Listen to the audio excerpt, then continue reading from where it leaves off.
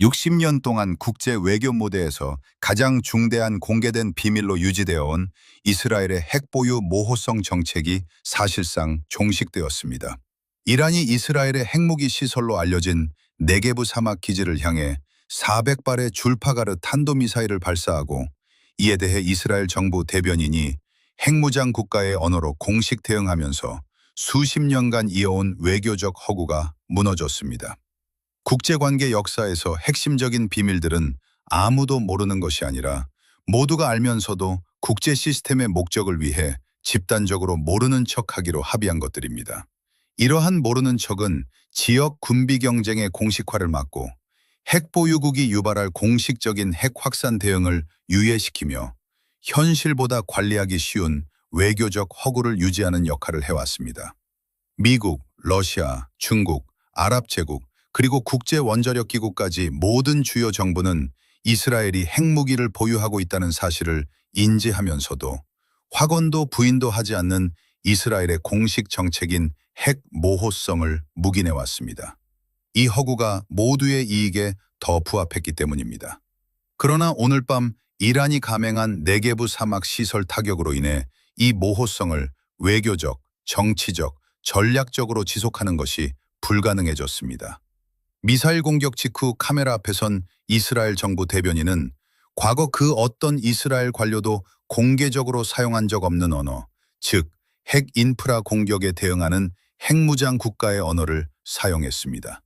위성 운영자와 정보기관이 배포한 타격 이미지 역시 연구용 원자로가 아닌 핵무기 복합단지의 구체적인 물리적 인프라와 지하 접근점을 실시간으로 보여주고 있어 더 이상 모호성을 유지하려는 언사가 통하지 않는 상황입니다.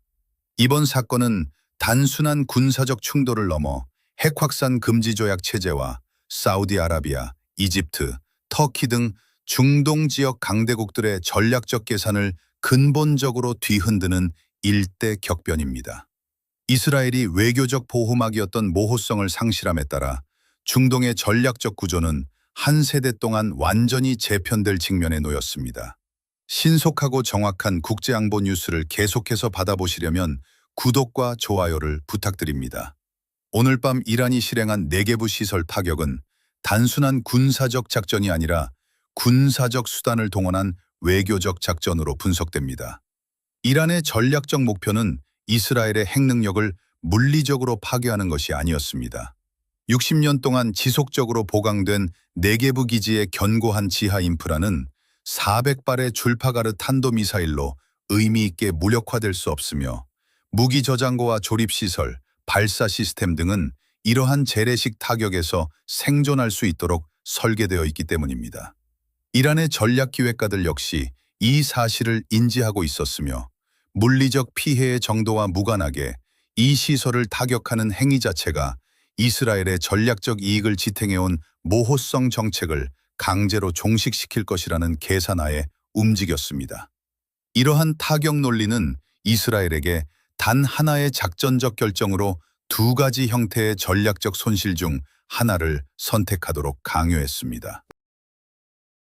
만약 이스라엘이 타격 사실이나 대상을 은폐하며 기존의 모호성 정책을 유지하려 했다면, 이는 자국 국민과 지역 적대국, 그리고 동맹국인 미국을 향해 가장 민감한 국가 안보 인프라가 공격받았음에도 자산의 억제력을 동원해 방어하지 않겠다는 캐타스트로픽한 신호를 보내는 것이었습니다. 반대로 이스라엘이 타격받은 시설의 성격과 이를 방어하겠다는 의지를 조금이라도 인정하는 언어를 사용하는 순간 지난 60년간 외교적 보호막이 되어준 모호성은 종료되는 구조였습니다. 이스라엘 정부 대변인이 오늘 밤 보여준 대응은 결국 후자의 결과를 낳았습니다. 이번 타격의 타이밍은 미국의 작전적 제약이 연속적으로 노출된 시점과 맞물려 있습니다. 항공모함 재배치, 기지 파괴, 바그다드 철수, 텔아비브 타격, 나토 분열 등 미국의 군사 외교적 영향력이 크게 소모된 상황에서 이스라엘의 핵모호성 종식이 강제되었습니다. 그동안 미국은 국제사회가 이스라엘의 핵지위에 대해 공식적인 압박을 가하지 못하도록 외교력을 행사해왔으나, 현재 미국은 데프콘 3 관리, 바그다드 재건, 텔아비브 대응 및 나토 균열 수습에 모든 대역폭을 소모하고 있습니다. 이란은 미국이 이스라엘의 핵 모호성을 방어할 외교적 여력이 가장 고갈된 시점을 정확히 선택해 작전을 감행했습니다. 이 사건은 1968년 이후 글로벌 핵 정치를 규율해온 핵 확산 금지 조약 체제에 즉각적인 도전을 제기하고 있습니다. NPT는 안보리 5개 상임이사국이 군축을 위해 노력하고 비핵국의 핵기술을 이전하지 않는 대신 비핵국들은 핵무기를 개발하지 않고 국제 원자력 기구의 사찰을 수용한다는 상호 합의에 기반합니다. 이스라엘은 NPT에 가입한 적이 없으며 국제사회는 그동안 이스라엘의 미가입 상태를 모호성이라는 허구를 통해 관리해왔습니다. 그러나 오늘 밤 이 관리가 실패로 끝나면서 NPT 체제의 검증 능력과 규범적 권위는 심각한 훼손을 입게 되었습니다. NPT 가입국들은 조약의 검증 체제가 핵무기 개발을 사전에 통제할 수 있는지, 그리고 NPT 체제 외부에서 핵을 보유한 국가에 대한 국제적 고립 조치가 실제로 유효한지 근본적인 의문을 제기하기 시작했습니다. 가장 즉각적이고 위험한 영향은 그동안 이스라엘의 모호성을 전제로 NPT 의무를 준수해온 중동 지역 주변국들의 핵 계산식에서 나타나고 있습니다. 사우디아라비아의 핵 정책은 이스라엘의 핵 모호성에 명시적으로 연동되어 있었습니다. 사우디 관료들은 지역 내 적대국이 핵 보유를 공식화할 경우 사우디 역시 핵 능력을 추구할 것임을 반복적으로 밝혀왔습니다.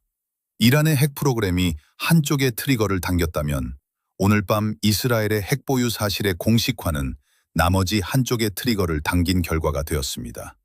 이로써 오랜 기간 외교적 허구에 의해 유예되어 왔던 사우디아라비아의 핵 계산이 본격적으로 활성화되었습니다. 이스라엘의 핵 보유 공식화가 촉발한 중동 지역의 핵 확산 연쇄 반응은 장기적인 전략적 지형 변화를 예고하고 있습니다. 사우디아라비아는 막대한 재정 능력, 기존의 민간 원자력 인프라, 그리고 정치적 동기를 바탕으로 핵 프로그램 구체화에 나설 수 있는 가장 유력한 국가입니다. 사우디아라비아는 2023년 대한민국과 체결한 민간 원자력 협력을 통해 원자로 기술 기반을 확보했으며 사우디 왕세자 무함마드 빈 살만은 2018년 이란이 핵폭탄을 개발하면 사우디도 가능한 한 빨리 그 뒤를 따를 것이라고 공언한 바 있습니다. 오늘 밤 확인된 이스라엘의 핵 능력은 사우디가 제시했던 지역적 전제 조건을 충족시켰습니다. 사우디의 핵 추진은 연료 생산으로 명군화된 농축 능력 확보와 폐기물 관리로 정당화된 재처리 연구 등 민간 인프라 경로를 통해 전개될 것으로 전망됩니다. 이집트 역시 재정적, 기술적 제약에도 불구하고 강력한 정치적 동기에 직면해 있습니다. 이스라엘과 이란이 모두 핵을 보유한 상황에서 이집트만 비핵국으로 남는 것은 중동 지역 내에서 종속적인 전략적 지위를 수용하는 것을 의미하기 때문입니다.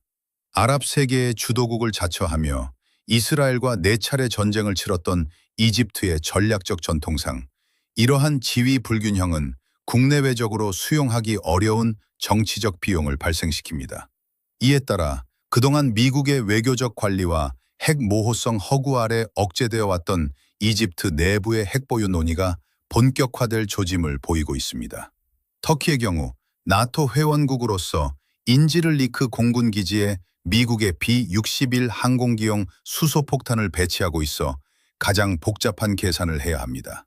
터키가 독자적인 핵 개발에 나설 경우 심각한 나토 내 유대 균열을 감수해야 하지만 주변국들의 핵무장 가속화를 목격하면서 미국의 확장 억제력에만 전적으로 의존하기 어렵다는 인식이 확산되고 있습니다. 에르도안 터키 대통령은 과거 일부 지역 국가들만 핵 미사일을 보유하는 것은 부당하다고 공개적으로 언급한 바 있습니다. 미국 워싱턴에서는 이번 사건으로 인해 외교적, 법적 비상사태가 발생했습니다. 미국의 대외원조법 내 사이밍턴 및 글렌 수정 조항은 NPT 미가입국으로서 핵무기 개발을 추구하는 국가에 대한 미국의 군사적, 경제적 지원을 금지하고 있습니다. 미국 행정부들은 그동안 이스라엘과의 전략적 동맹관계와 군사 지원을 법적으로 유지하기 위해 이스라엘의 핵모호성 허구를 묵인하고 방어해왔습니다. 현재 안보 환경에서 미국이 이스라엘에 대한 군사 지원을 중단할 가능성은 낮지만 법적 충돌을 피하기 위해 의회 차원의 예외 조항 마련이나 기밀 해제 조치 등 제도적 보완책을 강구해야 하는 부담을 안게 되었습니다. 반면 러시아 모스크바는 이번 사태가 미국의 동맹 관리 능력을 약화시키고 외교적 대역폭을 소모시키는 계기가 될 것으로 판단하고 있습니다. 미국의 국제 질서 주도권과 신뢰도가 타격을 입을수록 유럽 안보 구조, 우크라이나 분쟁 관리, 대중국 경쟁 등에서 미국의 대응 여력이 분산되기 때문입니다. 중국 베이징은 중동 내 다수의 핵보유국이 출현하는 상황을 자국의 지역적 이익 관점에서 평가하고 있습니다. 에너지 공급망과 항로 안정을 위해 이란, 사우디아라비아, 이스라엘 모두와 외교적, 경제적 관계를 구축해온 중국은 미국의 신뢰도 저하로 생긴 공백을 메우며 중동 지역의 새로운 안보 중재자로서의 지위를 확보하려는 움직임을 보이고 있습니다. 내일로 소집된 유엔 안전보장이사회 평의회는 NPT 중심의 기존 핵질서가 근본적으로 재편되었음을 공식 확인하는 자리가 될 것입니다. 60년간 유지되어 온 외교적 허구의 종식은 중동을 넘어 전 세계 핵정치 체제의 영구적인 변화를 의미합니다.